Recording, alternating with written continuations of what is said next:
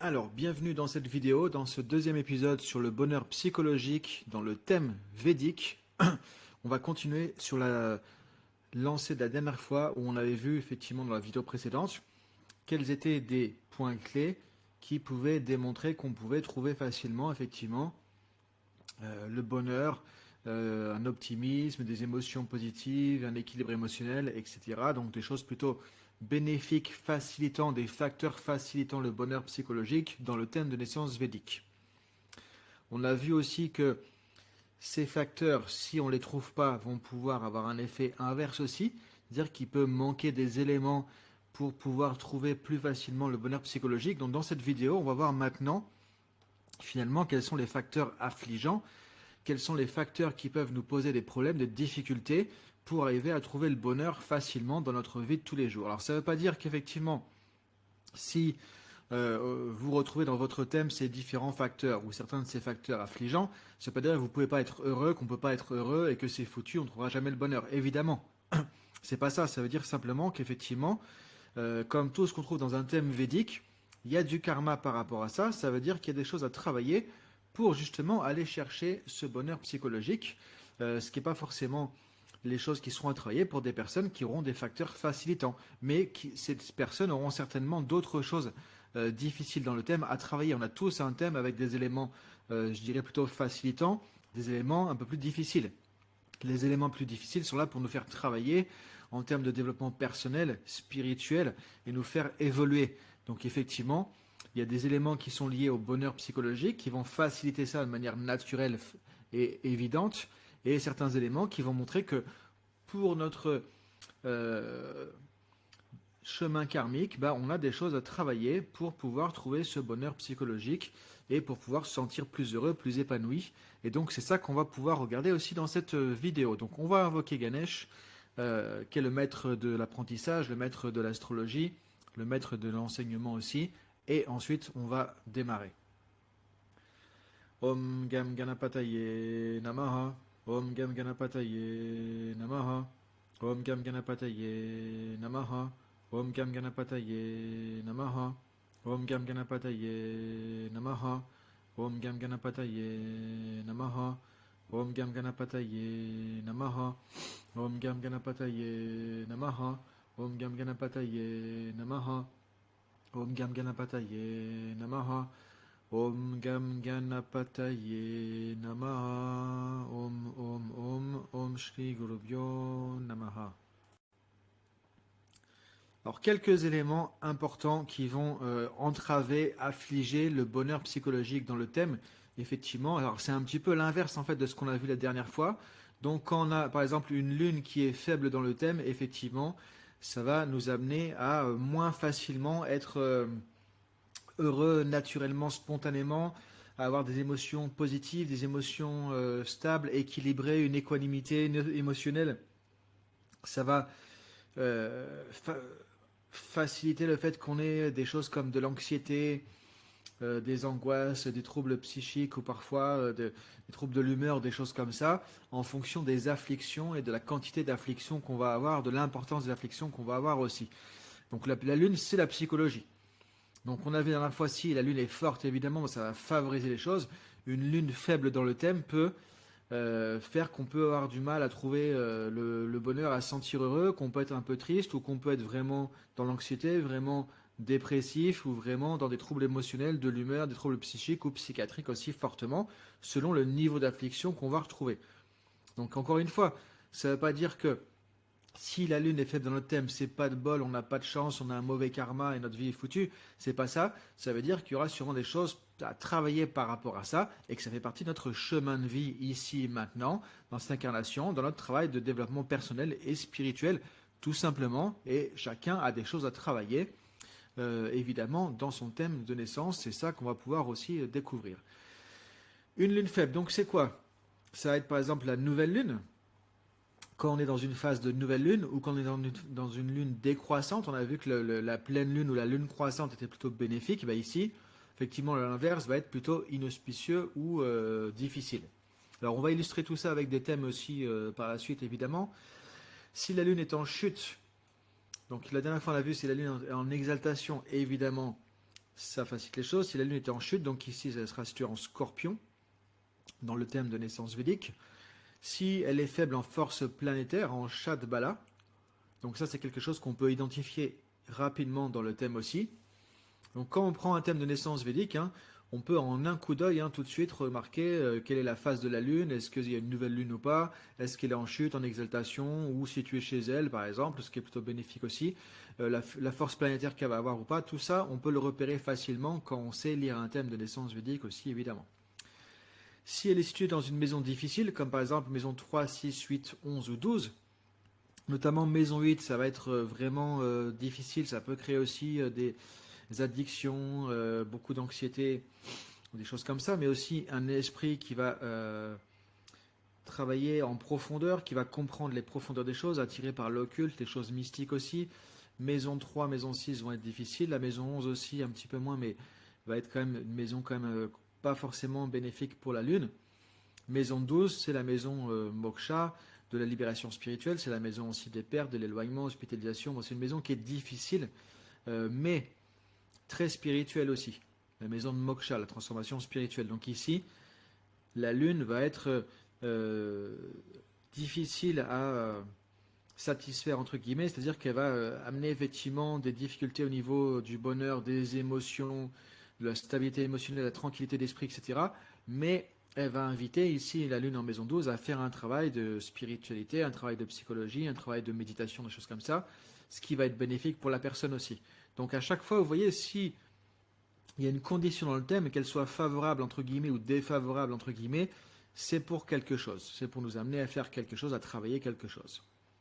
Si la Lune gouverne une maison maléfique ou difficile, donc si elle gouverne une de ces maisons, ou si elle est située dans l'une de ces maisons, alors après, il y a des facteurs qui peuvent se répéter. On peut très bien avoir par exemple la Lune qui gouverne une maison et être située dans cette même maison aussi. Et là, ça peut augmenter si c'est effectivement une maison difficile. Conjonction avec des planètes maléfiques, par exemple Mars et Saturne. Si la Lune est en conjonction, conjonction, ça veut dire que si on prend un signe, on va avoir par exemple la Lune ici et Mars ici. Ça veut dire que les planètes sont situées dans le même signe ou dans la même maison en astrologie védique. Donc si on a Mars et la Lune ensemble, effectivement, ça va créer de l'agitation mentale, de l'agitation au niveau des émotions. Ça peut créer de la colère aussi. Il y aura beaucoup d'énergie mentale, psychique. Ça peut créer aussi beaucoup de pensées et du coup, ça va être difficile de canaliser son esprit. Saturne peut créer un côté un peu plus dépressif, détaché, au niveau émotionnel aussi de la tristesse, du détachement, le sentiment de solitude, des choses comme ça. Donc Mars, Lune, Saturne, Lune, c'est des conjonctions qui vont être difficiles, qui vont affliger quand même le côté bonheur psychologique. Et si on a la Lune avec un des nœuds lunaires, avec Rahu ou Ketu, évidemment, du coup, ça va nous amener aussi des difficultés. Ketu plutôt du détachement ou sentiment de solitude ou de tristesse ou des choses comme ça, mais il va faciliter l'introspection.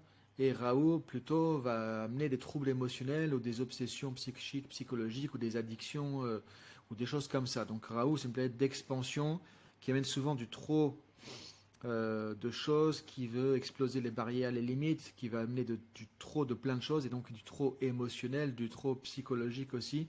C'est déjà psychologique très fortement Rahu. Donc ici, Lune Rahu, c'est pas forcément évident. On le retrouve parfois dans des troubles psychiatriques aussi. Alors encore une fois, il n'y a pas un seul élément que je vous mentionne qui crée des conséquences que je mentionne aussi. C'est toujours un ensemble de choses, évidemment. Toujours penser à remettre les choses dans un contexte du thème au complet. Et Rahu Ketu va plutôt amener un côté aussi spirituel, mais pas forcément évident pour se sentir heureux ou un bonheur psychologique au quotidien facilement. Donc les conjonctions avec des planètes maléfiques ou avec des nœuds lunaires ou des aspects par ces planètes, ça peut être la Lune qui reçoit un aspect de Mars ou de Saturne ou de Rahu ou de Ketu ou du maître de la maison 6 ou du maître de la maison 8. Effectivement, sachant que on peut avoir plusieurs aspects aussi. La Lune peut très bien être aspectée à la fois par plusieurs de ces planètes et tout ça, en fait, plus on a de facteurs difficiles, affligeants, plus ça va affliger la Lune, plus ça va l'affecter plus ça va créer des conditions difficiles au niveau de la psychologie. Si vous avez vu la vidéo précédente, si vous vous souvenez, effectivement, on avait parlé de la maison 4 forte. Là, ici, c'est l'inverse. Si on a une maison 4 qui est faible, du coup, ça va affliger le bonheur émotionnel, le bonheur en général, la capacité à gérer ses émotions, l'équilibre émotionnel, l'équanimité émotionnelle, etc., etc. Donc, c'est comment ça va se passer quand on a la maison 4 dans un signe qui est affaibli. Un signe affaibli, c'est un signe où, effectivement, par exemple, on a des faibles points de Sarvashtaga-varga, l'Ashtagavarga, effectivement, du signe va être faible. Donc ça, c'est des choses qu'on peut expliquer. J'en ai déjà parlé, je crois, dans certains tutos qu'on voit dans les formations. Donc si on a un Sarvashtaga-varga qui est faible ici, ça veut dire que le signe va être assez faible et souvent plutôt difficile ou devenir maléfique. Si on a des planètes maléfiques naturelles, alors les planètes sont caractérisées naturellement comme maléfiques ou bénéfiques naturellement. Il y a des catégories, il y a des groupes. Donc si on a des planètes maléfiques, comme ici le Soleil, qui est considéré comme planète maléfique, hein, le Soleil fait partie des planètes dans le groupe des planètes maléfiques. Soleil, Mars, Saturne ou Rahu Ketu, les nœuds lunaires, qui sont en maison 4, ça va effectivement créer des difficultés pour le bonheur psychologique, mais aussi pour le reste de la maison 4 qui représente aussi le foyer, notamment parmi d'autres significations, il y en a encore beaucoup, mais la signification essentielle qui nous concerne ici, on a aussi le foyer, la vie, famille à la maison. Et donc, si on a Mars notamment ici, Saturne ou Rahu Ketu, ça va créer des difficultés importantes sur notre environnement aussi familial, du foyer à la maison, qui va du coup aussi répercuter notre bonheur psychique ou psychologique, en plus d'affliger les significations liées directement aux émotions et au bonheur aussi de la maison 4. Donc il y a toujours plusieurs facteurs aussi, évidemment. Donc si on a des maléfiques en maison 4, si la maison 4 est faible dans le thème, si on n'a pas de planète bénéfique, pardon, si la maison 4 est vide, bon, ça ne veut pas dire que la maison est affligée, mais elle est neutre ou faible, hein, ça dépendra aussi des points de Sarvashtaga-varga, en fait, hein, pour voir si elle est faible ou si elle est quand même assez forte. Mais c'est plutôt bien qu'on a des bénéfiques en maison 4. Et ce qui va affaiblir aussi la maison 4, c'est si on a des aspects sur cette maison de maléfiques, donc de Soleil, Mars, Saturne, ou si on a carrément les nœuds lunaires qui sont sur la maison 4, hein, Rahu Ketu en maison 4, comme on disait tout à l'heure, là du coup ça va être difficile, sachant que si on a Rahu ou Ketu en maison 4, on a l'autre nœud lunaire qui va aspecter. Donc si on est sur l'axe Rahu Ketu en maison 4, du coup ça va toujours poser certaines difficultés. Donc voilà, si on a la lune qui est faible, si on a la maison 4 qui est faible, effectivement, ça ne donne pas des conditions aidantes pour le bonheur psychologique, pour les émotions positives, pour la tranquillité émotionnelle, etc. Et ça peut affliger le mental, l'esprit ou les émotions, la psychologie de manière plus ou moins forte en fonction de quels sont les facteurs concernés et de leur importance aussi, en fait, et de leur nombre aussi, du coup, dans le thème. Alors, un autre point qu'on avait vu, c'est qu'on peut aussi parfois avoir une répartition défavorable des planètes. Donc on a des planètes par exemple maléfiques qui vont se situer dans les maisons bénéfiques, Kendra ou Trikona. Donc les maisons ici, un 4, 7, 10 et un 5, 9 qui sont concernées. Des planètes bénéfiques qui sont en maison maléfique, donc ça va effectivement faire qu'elles vont pouvoir s'exprimer de manière moins évidente, moins utile dans le thème aussi. Et ça peut poser même des difficultés aussi en plus. Si on a des conjonctions entre les planètes bénéfiques et maléfiques, hein, notamment, ça veut dire qu'effectivement les bénéfiques sont affligés, affectés par les maléfiques. Si on a des bénéfiques qui gouvernent des Kendras, on a alors à KDD le Kendra Dipati Dosha. Par exemple, si on a Jupiter qui gouverne une maison Kendra, c'est une bénéfique naturelle, bah, du coup elle va devenir plus neutre. Donc les bénéfiques ici ne deviennent pas maléfiques pour autant, mais elles deviennent neutres et donc leur effet bénéfique, disons, va être moins important et plus neutralisé. Donc du coup, on a moins de bénéfiques, moins d'aspects bénéfiques en tout cas dans le thème. Si la Lune est affligée par des maléfiques, comme on l'a dit, conjonction ou aspect, ça va poser des difficultés. Et si évidemment on a un ascendant qui est affligé par des maléfiques, planètes maléfiques qui sont soit dans l'ascendant, soit qui aspectent l'ascendant, et qu'on a un ascendant du coup qui est faible. Ça peut être aussi un ascendant qui a pas beaucoup de points de Sarvashtaga Varga, et du coup le signe de l'ascendant est faible. Ça peut être pas mal de choses comme ça qui vont affliger l'ascendant. Donc si l'ascendant est faible, c'est pas forcément aidant non plus pour le bonheur psychologique, puisque ça afflige quand même différents éléments dans le thème qui sont importants. Si on a des luminaires qui sont faibles, donc le soleil et la lune qui sont faibles dans le thème, donc on a parlé de la lune faible, mais le soleil faible aussi va poser des afflictions. Et si on a des afflictions sur Mercure ou Mars, par exemple, Mercure étant Bouddhi, l'intellect, la logique, le raisonnement, l'intelligence, etc. Donc si elle est affligée, ça va forcément aussi impacter sur notre capacité à être heureux, à trouver le bonheur aussi d'une certaine manière, en affligeant Bouddhi. Et Mars, c'est notre prana. Si Mars, c'est l'énergie aussi. Si Mars est affligé, ou si on a une Mars difficile, bah, ça va créer de la colère, ça va créer des conflits, de l'agressivité ou autre. Donc du coup, ça va être quelque chose qui va entraver aussi un bonheur psychologique naturel qu'on pourrait trouver aussi facilement. Donc voilà un tour d'horizon des différents éléments qui peuvent être affligeants pour le bonheur psychologique dans le thème. Encore une fois, ça ne veut pas dire que on ne peut pas être heureux, ça veut simplement dire qu'en fonction des différents facteurs concernés, il y a des choses qui seront à travailler et que ça fait partie de notre chemin de faire ce travail spirituel aussi personnel du coup dans cette incarnation. Alors ici, un exemple de thème.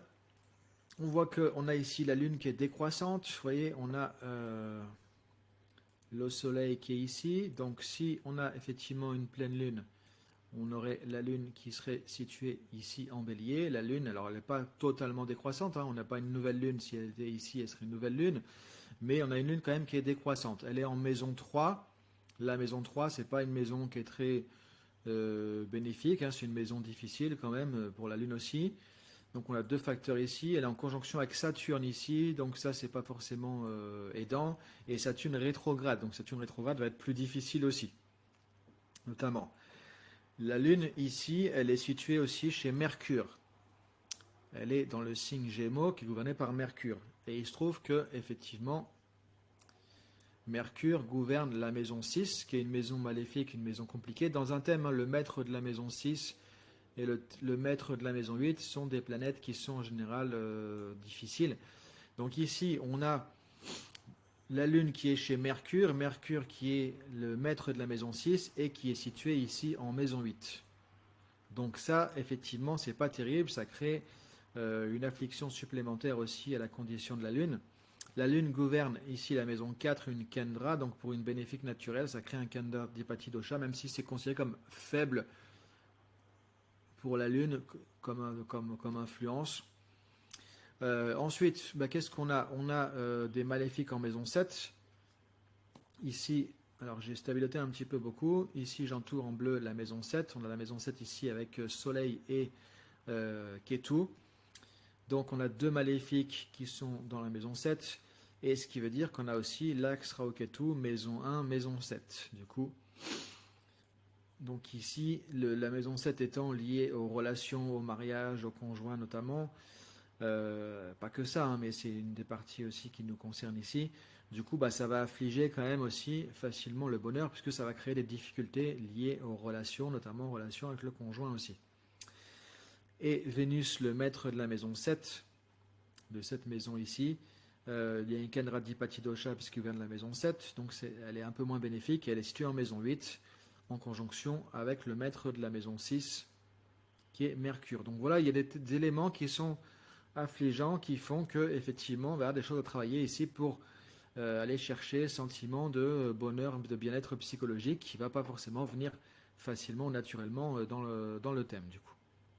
Et sachant qu'on a aussi Rahu dans l'ascendant qui est jamais quelque chose de très aidant ou de très facilitant, mais qui peut nous amener vraiment sur un côté spirituel si on prend les choses du bon côté.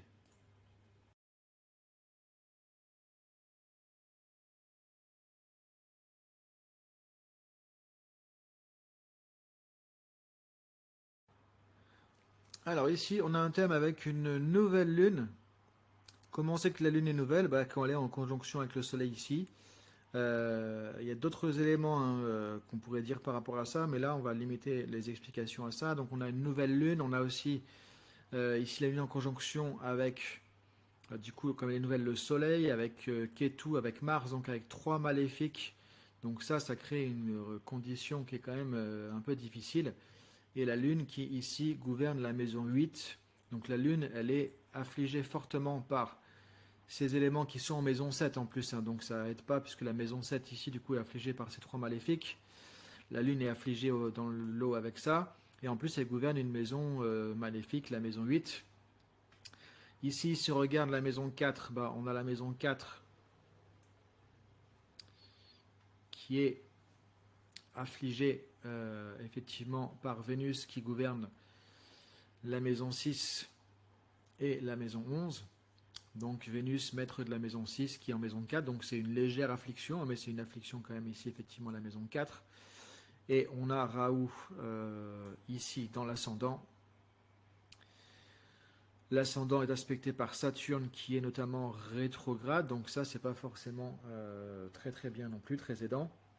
Et on a l'axe Raoult-Ketu, encore une fois, qui est ici sur l'ascendant. Donc ça va poser des difficultés. Encore une fois, dans la relation à soi, la relation à l'autre, le mariage, le conjoint, etc. Et avec la Lune qui est ici vraiment complètement prise dans ce package difficile qu'on trouve en maison 7. Donc vous voyez un exemple de thème aussi où les conditions font que ce ne sera pas forcément évident pour la Lune ou la psychologie aussi de la personne. Et on a aussi ici Mercure qui est situé notamment en maison 12. Donc ça va aussi amener certains éléments pas forcément toujours évidents. Ici, dans ce thème, on a la Lune qui est fortement décroissante. Vous voyez, la Lune est ici, le Soleil ici, donc on n'est pas en nouvelle Lune, hein, mais on s'en rapproche. Hein. Effectivement, la pleine Lune serait ici, hein, c'est ici qu'on aurait la pleine Lune, pile en face du Soleil. Donc on est quand même fortement décroissante. La Lune, elle est située en maison 6 ici. Si vous regardez par rapport à l'ascendant, 1, 2, 3, 4, 5, 6, elle est en maison 6. Et elle gouverne la maison 8 qui est ici. Donc ça, c'est pas terrible non plus. On a trois maléfiques chez la Lune, hein, en cancer ici, Raoult, Mars et le Soleil. Donc bon, ça fait une combinaison qui afflige quand même pas mal ici le signe cancer qui est gouverné par la Lune, qui est aussi aspecté par Saturne ici. On a un aspect de Saturne qui va sur aussi ce signe et cette maison gouvernée par la Lune. Et la Lune est en conjonction ici avec Saturne, assez proche, hein, puisqu'ils sont voilà, à 2 degrés d'écart seulement. Donc tout ça, c'est des facteurs qui sont difficiles au niveau de la Lune. Et la maison 4, 1, 2, 3, 4, qui se situe ici. On a effectivement ici Vénus qui gouverne la maison 6, qui est situé en maison 4, donc le maître de la maison 6 situé en maison 4, et ça afflige un petit peu aussi la maison 4. Après, on a Mercure qui gouverne effectivement les maisons 7 et maison 10, qui est ici, maison 10 avec Jupiter, maison 7 qu'on a ici. Donc ça fait un Kenradi Pati Dosha doublement, donc ça la rend moins bénéfique. Mais il n'y a pas d'élément non plus dramatique avec ça. En tout cas, on voit qu'on a quand même différents facteurs qui ici vont affliger aussi la Lune ou la maison 4 ou des éléments qui sont liés effectivement aussi au bonheur psychologique. Donc encore une fois, quand on analyse un thème de naissance comme ça, hein, dans les consultations, ça permet de décrypter pas mal de choses, de comprendre, on décrypte chaque conjonction, chaque élément du thème, ce que ça peut amener dans la vie, et puis aussi, vous avez aussi des solutions, ce qu'on appelle les remèdes, les upayas, remèdes astrologiques, pour voir comment on peut travailler avec ça, pour améliorer les choses, avec ces conditions, sachant qu'il n'y a jamais de fatalité, il n'y a pas de mauvais ou de bons thèmes, il y a des thèmes qui effectivement vont faciliter les choses sur certains domaines de vie et être plus difficiles sur d'autres domaines de vie. Mais ça veut dire qu'on est là pour travailler ce domaine de vie dans cette incarnation, tout simplement, et le Jyotish et les sciences védiques nous donnent des outils pour faire ça justement de manière très précise, stratégique et bénéfique aussi sur la durée. ce qui nous permet d'avancer en termes de développement personnel et spirituel. Alors, si vous voulez découvrir tout ça, vous pouvez trouver sur notre site donc l'e-book Astrologie sidérale indienne à découvrir. Vous pouvez aussi trouver sur notre site vedictarotching.com un onglet pour avoir votre thème de naissance, si vous voulez votre carte de naissance védique, pour voir justement comment se situent les facteurs qu'on a mentionnés dans votre thème. Et on se retrouve ensemble le 9 juin pour une visio découverte des sciences védiques où vous découvrirez les fondations du Jyotish, l'astrologie védique, comment les sciences védiques fonctionnent entre elles, comment le Jyotish était vraiment, l'astrologie védique, un point très important, essentiel pour les gens qui pratiquent le yoga ou l'ayurveda, les thérapeutes, les praticiens, les accompagnants, comment s'intermêlent et comment sont liées, vraiment connectées ces sciences védiques entre elles et comment on peut faire la passerelle entre ces différents éléments. On va voir tout ça et on aura des exemples avec des thèmes de naissance astrologiques védiques qui nous montreront ce qu'on peut identifier en termes d'astrologie, ce qu'on peut faire en termes de pratiques yogiques, ayurvédiques, comment on peut relier ça aussi à la philosophie du Vedanta, au Vastu, etc. Donc voilà, une visio très éclairante sur les sciences védiques. Je vous invite à participer donc le 9 juin et on pourra se retrouver ensemble. Et on continue dans tous les cas sur cette chaîne YouTube. Abonnez-vous si ce n'est pas encore le cas. Avec ces différents tutos pour découvrir ensemble le Jyotish et vous aider à avancer dans votre développement personnel et spirituel grâce aux sciences védiques. Maintenant, si vous vous sentez prêt aussi à vous former, à prendre le Jyotish, vous pouvez déjà commencer avec ce point de départ, vraiment la formation du docteur David Frawley, le module 1 ici, qui est vraiment un gros point de départ. Il y a déjà beaucoup de contenu pour apprendre les fondamentaux du Jyotish, comprendre et lire votre thème védique, et après vous pouvez vous former de manière aussi vraiment précise, spécifique, être certifié avec un certificat de l'American Institute of Vedic Studies du Dr David Frawley aux USA. Et là, vous avez une formation complète et certifiante que vous pouvez faire à votre rythme aussi pour apprendre vraiment le Jyotish, que ce soit pour vous ou pour accompagner les autres, si vous êtes enseignant yoga, praticien d'Ayurveda ou thérapeute, etc. Si vous avez la moindre question sur tout ça, évidemment, vous pouvez me contacter directement sur vedic-coaching.com contact ou écrire en dessous dans la vidéo ou m'envoyer un mail et vous trouverez mon mail aussi sur le site. Donc voilà, je vous dis à très bientôt pour les prochains tutos ou pour nos prochains échanges par rapport à l'astrologie védique ou aux sciences védiques en général.